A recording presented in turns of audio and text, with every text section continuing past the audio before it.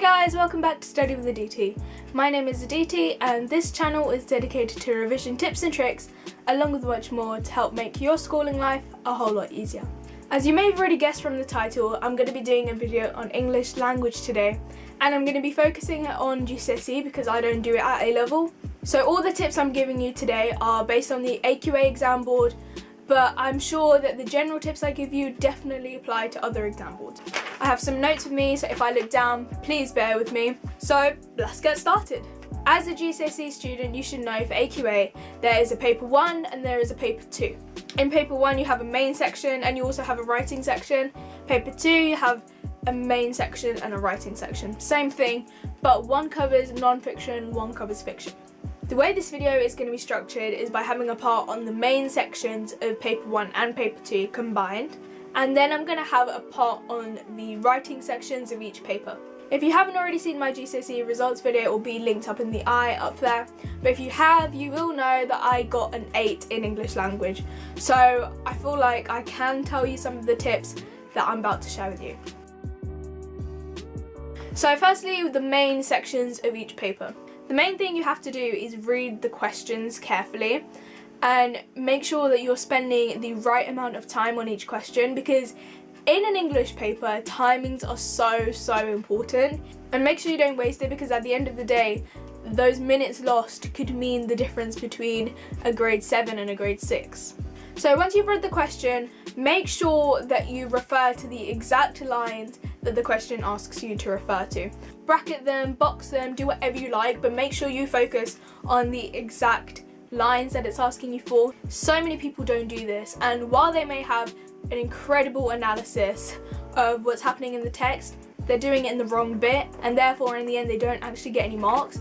So try and avoid this. So how do you actually answer the questions? So firstly, you want to think of your point, and then you have to find a quote in the text to support that point. This quote should be no longer than about 4 words, because you really want to keep it short, because you'll find that when you actually analyse it and you have a really long quote, it's going to take up an entire page or even more, and the shorter you keep your quote, the better your point will be, because it won't be as dragged out. Also, you should embed these quotes. That means you have to use the word in your sentence without it looking too distant from your point, if that makes sense. So don't be like, oh, the word dark shows that. Try and include it into your sentences, and once you've done that, try and think of as many things that you can say about that one word or that one phrase.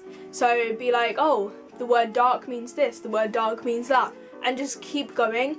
To be honest, you'll probably struggle after 3 to 4 interpretations of the same word. 3 is probably the best number that you should aim to do. If you're consistent with that, that is going to get you the best marks, because it shows that you're exploring the text, that you're reading in between the lines, that sort of thing, and that's what the examiner is looking for. As long as you think of a point and you can justify it, that's all you need. However, make sure your points aren't too far-fetched, because that's what I did at the start, and that's when I was getting 4s and 5s.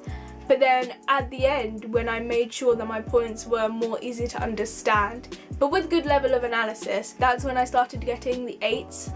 I definitely think that if I can jump up 4 grades, then you can, maybe even more. So really keep working at it. Using words like perhaps, using words and phrases like perhaps, the alternate view might be, something like that, that can really boost up your marks. Another thing you may have heard your teachers say is subject terminology, and that you need to be using it. However, you don't actually need it as much as you think you do. It's really not as important. I think the really basic ones are important, so alliteration, metaphor, simile, those are important. But once you start going into really complicated ones, that's when it doesn't matter. Think about it like this: if the examiner has to pick up a dictionary and look up the subject term that you used, that's when it's too far. So make sure that you're using subject terminology, but really don't go too far with it.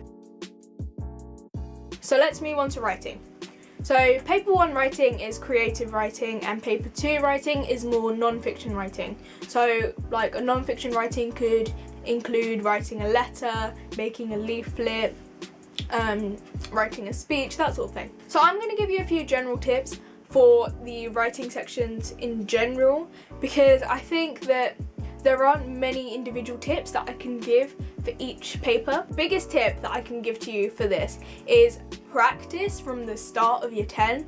I know it's February right now, and those of you in year 10 might be worrying that you haven't already started, but don't worry, this point in time is great for you too.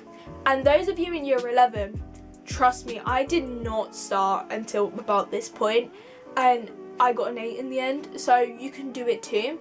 You just have to keep up the discipline, especially if you don't like the subject, because I didn't like English at all. But in the end, it's about your GCSE grades, and no one's really going to care if you like the subject. So you really have to have that discipline within you to keep writing a few paragraphs every day. But I think for writing, it's definitely practice makes perfect, because you can know all the techniques that you need to use, but if you don't practice, then it's not going to be in use. I think reading is really important too, and I know some of you are sitting there like, okay, I literally do not have time to read, can you give me a way out? And the way out here, I think, is just, even if you don't read a load, try and read like 10 pages just before you go to bed of a really good book. Don't pick like a Jacqueline Wilson book or something, because obviously that's not going to help you. Try and pick something in your age range or even above your age range. That way you're really going to get new vocabulary into you, and you'll understand the context in which that vocab is used.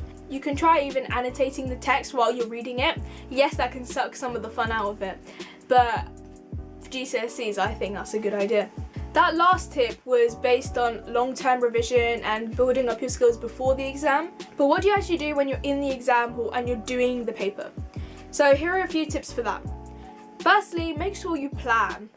Planning is the biggest thing in English, because without a plan, your structure will fall apart. However, that doesn't mean spend your entire time planning, because you don't get marks for your plans.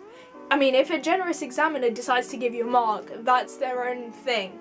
But you're not meant to get marks from your plan, you're meant to get it from your actual writing. So you definitely need to make sure that you have time to write as well. 5 minutes on your plan should be enough, no more than that. Following on from that last tip, make sure you do have a clear structure. Whether you use a structural technique on purpose or your points are just well ordered, you need to have some sort of structure. So for the creative writing in paper 1, for example, you might have a cyclical structure. That's where the end flows back to the beginning, and that makes your writing more coherent. So you might want to try that. Also, within your clear structure, make sure you have good points. It's not just literary techniques that are going to get you marks, it's also the points that you think of that answer the question. And one last general tip for writing is quality over quantity. I know that in an exam that you literally want to keep writing because everyone else around you is writing, but you really have to calm that urge down and think about your own work and write when you need to. So focus more on the techniques that you use rather than the number of points you make. My last tip for this video is actually for the paper 1 creative writing, and that is about talking about senses. That means doing it in a subtle way. Don't do it obviously. Don't be like, I could smell, I could taste, because that seems really childish writing, and that's really not the image that you want to portray. So try and think of other ways to try and convey your ideas about the senses. But that's all I have to say. I really hope this video has helped you, and if it has, please smash the like button.